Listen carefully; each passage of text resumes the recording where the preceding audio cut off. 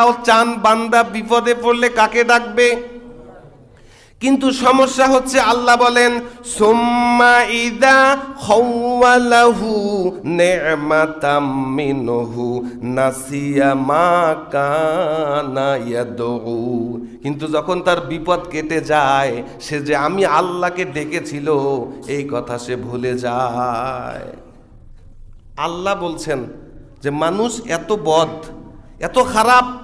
ইজা মাসাল ইনসানা দুররুন, যখন কোনো বিপদ তাকে ধরে, দাআ রব্বাহু মুনিবান ইলাইহি, কাকুতি মিনতি সহকারে আল্লাহকে ডাকে। সুম্মা ইজা খাওয়ালাহু নি'মাতাম মিনহু, যখন আল্লাহর পক্ষ থেকে দয়া মায়া নেয়ামত এসে তার ওই বিপদটাকে দূর করে দেয়, নাসিয়া মানে সে ভুলে যায়, মা কানা ইয়াদউ, সে যে এর আগে আল্লাহকে ডেকেছে, ওয়াদা করেছে, নামাজ ধরেছে, কত রকমের মানত করেছে।